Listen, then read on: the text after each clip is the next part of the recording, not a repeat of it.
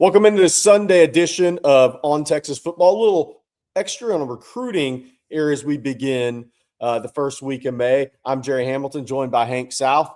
Hank, we're going to start with Noah Roberts' commitment. That's had 24 hours to breathe. 24 hours after, kind of your thoughts on what that means for the Texas Longhorns.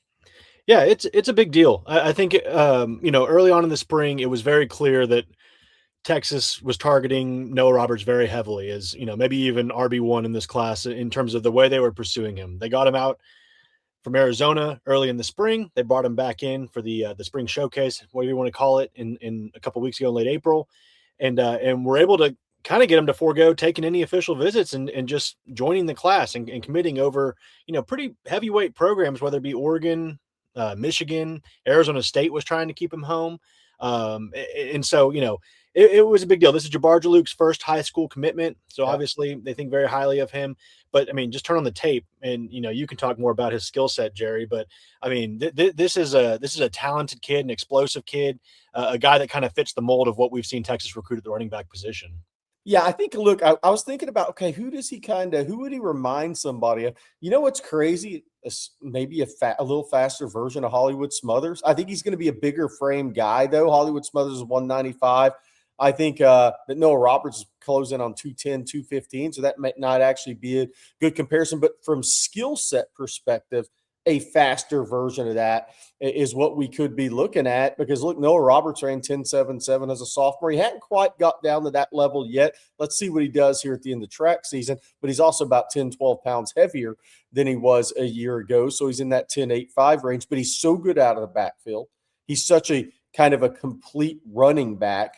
As a runner, as a pass catcher. I think that skill set may be a little similar, just a little bit bigger frame and more burst. So there may be somebody else out there we could think about. But Noah Roberts, what I think where his fit really is at Texas is that all-around running back. I mean, he's caught 100 passes, 99 passes to be exact, in 3 years of varsity football. That is a lot for a running back who is a pure running back. He hasn't carried it as much, but the touches – rushes and receptions combined kind of get him to a bigger number. But really, to catch 99 passes in 3 years on varsity as a running back, you have tremendous hands and a really good skill set. So we're also going to talk a little bit more coming up about what could Texas do for a second running back in this class, and will they take a second running back class in this class? And then we're really going to look ahead to who could be next to commit to the Texas Longhorns. All right, Hank, so we believe – On Texas Football currently believes Texas is still looking at the possibility of taking a second high school running back in this class. And it would make sense. Hollywood Smothers is gone. Raleek Brown is gone. What are the chances all three young backs actually return for another year? Not high in the portal day and age. Jet Walker also there. When I was talking about the three, I was talking about Derek Cooper, then Michael Terry and Simon, the second-year guys. Really, if somebody doesn't bust through there, do they actually stay around? In the portal day and age, you would say no. But, Hank, who are some names that the Texas fans need to stay familiar with for that second running back spot, assuming Sark and Jabbar Jaluk make that call? Yeah, and it could go in a few different directions, and it could be guys we're not even talking about now, or maybe guys that are evaluating this spring out on the road. Everyone's going to ask about Landon Williams-Callis. We believe they're still going to recruit him. With Noah Roberts in the fold, how much does that affect it? We'll see. But Texas isn't just going to throw in the towel. They'll continue after him. Would expect him to still take an official visit, at least now. As of now, we'll see if that changes here in the next few weeks. But beyond that, we saw Sherrod Baker, the four-star running back from DeSoto. He committed to Texas Tech this week. I think Texas Tech was doing a little bit of damage control with the Brendan Sorsby news, and they got him to go ahead and pop prior to official visit season. I was told he was still going to officially visit Texas. His dad told me that. So we'll see if that changes. But a guy that Texas has liked a lot. I know Sherrod Baker's family really likes Texas, so we'll see if he stays in the fold or stays in the mix with Texas. But some probably lesser known guys, I think, in terms of Texas circles, guys that don't have Texas offers yet, that Texas has been hosting and been talking to this spring. Correll Buckhalter Jr. Does not have a Texas offer yet. He actually has a handful of offers, and he has OV set up. He has one to Virginia Tech set up. Obviously, the son of Correll Buckhalter, who's a former Nebraska standout, former Nebraska national champion. They were at that April 18th spring showcase. Think very highly of Texas. if Texas did want to make a move for a second back, I think he could be certainly a guy you could look at and say, he maybe fits that mold. And then Brennan Lacey from Frisco, he visited, I want to say the first week of spring, maybe the second week of spring. Yeah. Also another guy that doesn't have an offer, but a guy that has a lot of interest in Texas, an in-state guy that Texas is recruiting. So we'll see what they do here. Again, I'm not sure if they're going to go that route and take a second back. I think you can assume as of now, it's so early, probably will in this portal day and age. You need to have running back depth, but Texas has plenty of options, and now a little less pressure to I guess make a big splash after landing a guy like Noah Roberts. And if last class is any indication, it may not even be a name that we are talking about now. Jet Walker was a late addition in the 2026 recruiting class. So just something to keep in mind there. But of course, Texas fans, they had their celebration on Friday. They're already saying who's next. So Hank South, Jerry here, we're here to talk about who could be next for the Texas Longhorns. And let's start, Hank, with Brock Williams, the 4-star plus top 50 prospect in the country, the tight end out of Libertyville, Illinois. With Jackson Dollar committing to Georgia last week, man, Texas fans have to be feeling good about Brock Williams. We've mentioned Texas in a good spot for Brock Williams. But the question, Hank, is if Texas is able to close this recruitment out, when could that be? Yeah, I feel like we've been asking that for a while. I believe the month of May is going to be when we see something happen with Brock Williams. I don't know an exact date. I'm not sure if they've made that public or if they've even decided themselves, but I think it's coming soon. Talking to people in his camp, they're narrowing in on a decision date.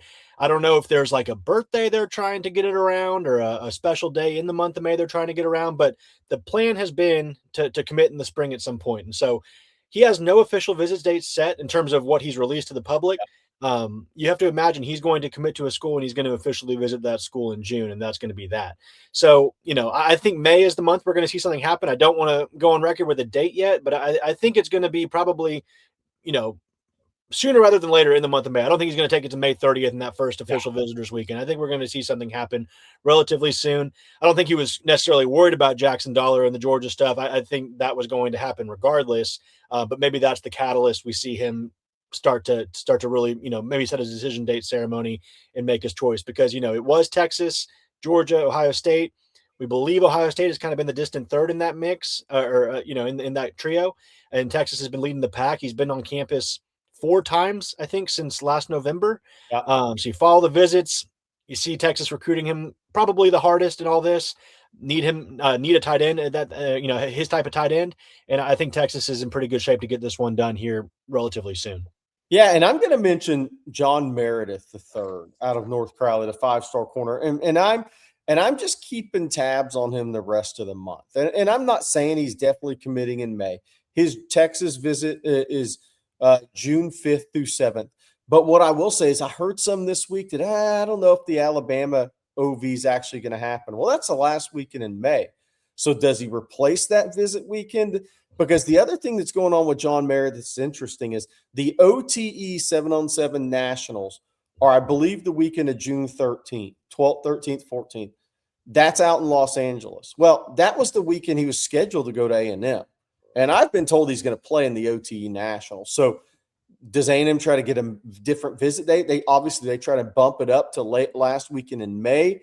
We'll see. But John Meredith's got a lot going on around his recruitment other than what we know, and that's Texas leads. A&M knows Texas leads. They're trying to battle back right now. They're throwing everything they have at this recruitment because they kind of realize that Texas has kind of started ascending over everybody else.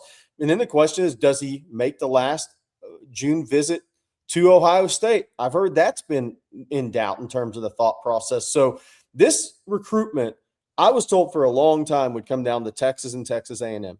Then for 2 or 3 weeks, it looked like, well, maybe it's Texas and Alabama, and A&M's kind of fallen off the third.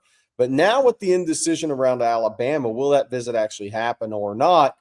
It's going to come right back to Texas versus Texas A&M. And it's going to be up to A&M to beat Texas because I think Texas is a pretty significant favorite, or has been for 3 or 4 weeks now. So we'll see the timeline of this recruitment. It's just starting to feel like, Hank, this might not go to mid-July. things can always change, but there's too many moving parts in the direction of earlier decision right now. Yeah. Sometimes the recruitments that you look at from at the beginning that think, oh, this one's going to be wild, it's going to go all the way.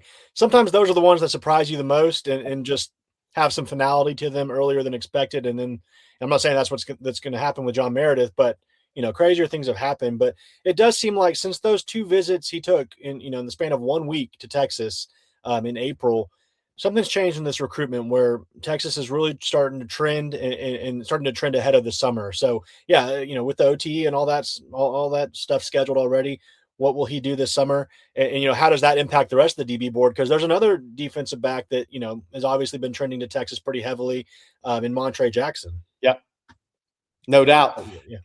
I mean, and then we kind of look at what else can go on here. Is there somebody else on this board that we could see maybe coming off the board earlier?